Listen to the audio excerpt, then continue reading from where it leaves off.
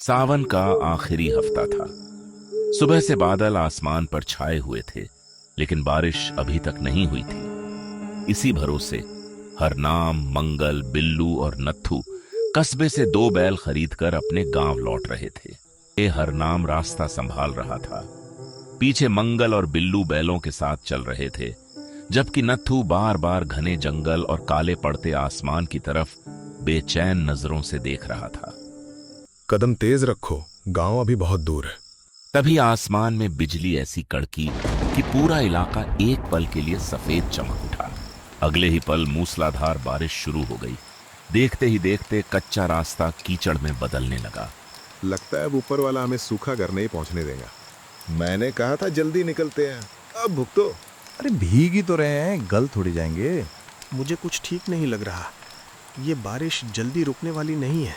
नत्थू तो एक नंबर का फट्टू है। अरे तुझसे अच्छे तो ये बैल हैं, डरपोक कहीं का। अरे गधों, मजाक छोड़ो और जल्दी गांव पहुंचो। बारिश हर मिनट तेज होती जा रही थी। करीब आधे घंटे बाद वे नदी तक पहुंचे, लेकिन सामने का नजारा देखकर सबके कदम वहीं रुक गए। तेज बहाव पुल का बीच वाला हिस्सा अपने साथ बहा ले गया था। अब उस रास्ते से गांव पहुंचना नामुमकिन था। तेरी की, ये साले पुल को भी आज ही टूटना था। अब क्या करें? अरे पानी का भाव तेज है भैया, पुराना पुल है, टूट गया होगा। करना क्या, बैठो अब यहीं पे सुबह तक। नहीं नहीं, सुबह तक यहाँ मैं नहीं बैठ सकता। देख नहीं रही ये जंगल कितना डरावना है। अरे तो तुझे कोई और रास्ता दिख रहा है क्या नत्थू? जा पानी में उतर के देख, अगर पार कर गया तो हम भी आ जाएंगे। तभी नत्थू ने अनजाने में पीछे जंगल की तरफ नजर घुमाई। बाकी तीनों ने भी मुड़कर देखा। घने कोहरे और बारिश के बीच सचमुच एक धुंधली आकृति दिखाई दे रही थी। उसके हाथ में लालटेन थी, जिसकी पीली रोशनी अंधेरे को चीरती हुई धीरे धीरे उनकी तरफ बढ़ रही थी। अरे बबुआ, इस तूफानी रात में नदी किनारे क्या कर रहे हो? रास्ता भटक गए हो क्या? नहीं बाबा, भटके नहीं है, अपने गांव लौट रहे थे, पर ये पुल टूट गया। अब यही समझ नहीं आ रहा कि रात के इस पहर जाएं तो जाएं किधर। इस बहाव में तो चिड़िया भी पार नहीं जा सकती। बाबा इतनी रात गए, आप यहाँ क्या कर रहे हो? इस रास्ते पर तो दिन में भी कोई नहीं दिखता। हमारा क्या है बबुआ, जंगल और पगडंडियां ही तो हमारी साथी हैं। जहां काम पड़ जाए उधर निकल जाते हैं। ये तो बड़ी घुमावदार बात कह दी बाबा। सीधी बात बताओ, गांव पहुंचने का कोई रास्ता है भी या नहीं? रास्ता है, पहाड़ी वाले रास्ते से। अगर हिम्मत है तो मेरे पीछे आ जाओ। बाबा की बात सुनकर चारों ने एक दूसरे की तरफ देखा।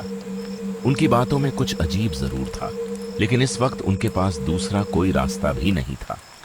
नहीं यार नाम भैया, मुझे ये ठीक नहीं लग रहा। हम इन्हें जानते तक नहीं हैं। तो क्या यहीं खड़े खड़े सुबह का इंतजार करेंगे, या फिर नत्थू नदी तैर कर पार करेगा? चलो उसके पीछे, यहाँ रात में रुकना ठीक नहीं।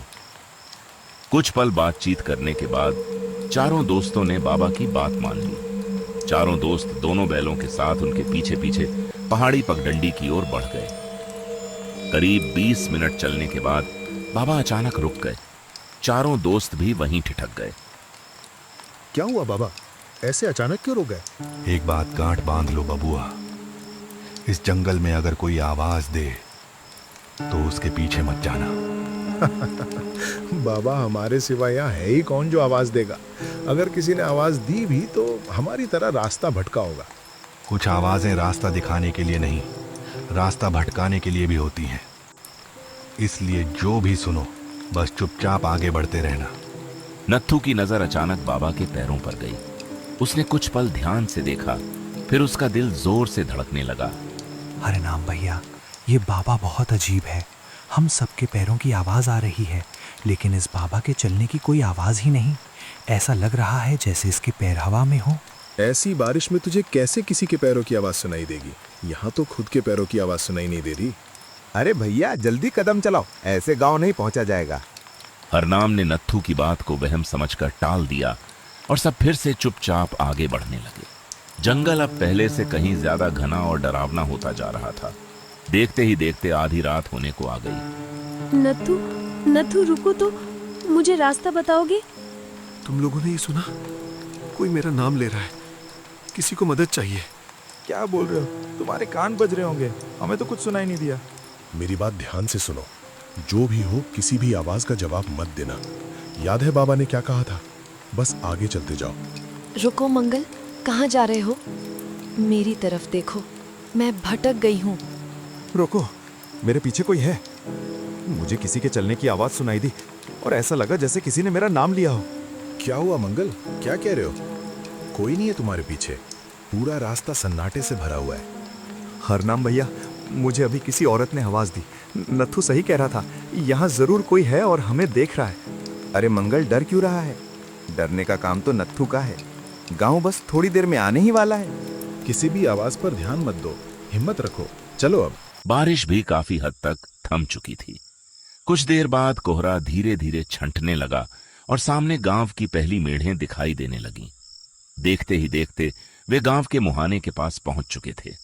आपका बहुत बहुत शुक्रिया बाबा, अच्छा हुआ आप मिल गए, वरना आज हमें रात जंगल में ही काटनी पड़ती। अच्छा हुआ तुमने पीछे मुड़कर नहीं देखा बबुआ, वरना शायद गांव तक नहीं पहुंच पाते। जाओ बबुआ, देर हो गई है। कुछ रास्ते रात में ही अच्छे लगते हैं, उजाला होते ही उनकी पहचान बदल जाती है। जी बाबा, आपका फिर से बहुत शुक्रिया। अगली सुबह बारिश पूरी तरह थम चुकी थी। आसमान साफ था और सूरज की हल्की किरणें पूरे गांव में फैलने लगी थीं। रात का तूफान जैसे कहीं गायब हो गया था।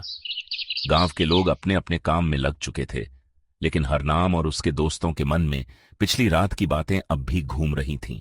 जो भी कहो भाई, अगर वो बाबा ना मिलते तो हम लोग अभी तक उस जंगल में भटक रहे होते। हाँ सही कह रहे हो, तूफानी बारिश में उनका ऐसे मिल जाना हमारी किस्मत अच्छी थी। तुम लोग मानो या ना मानो, लेकिन मुझे वो बहुत अजीब लगे। उनके पैरों से आवाज ना आना, और कल रात की एक और बात जो मेरे दिमाग में अभी तक घूम रही है। ओए नत्थू, तू फिर शुरू हो गया। तू अभी तक इतना डरा हुआ क्यों लग रहा है? हाँ बिल्लू सही कह रहा है, तुझे उस बाबा में ऐसा क्या अजीब लगा? उन्होंने ही तो हमें तूफानी रात में गांव तक पहुंचाया। कल रात हमें उन्होंने जब गांव के सामने छोड़ा तो हम सब उनसे इजाजत लेकर गांव की ओर चल पड़े। लेकिन मैंने थोड़ा आगे चल के एक बार पीछे देखा तो मानो जैसे वो गायब हो गए हों। आसपास कोई नहीं था।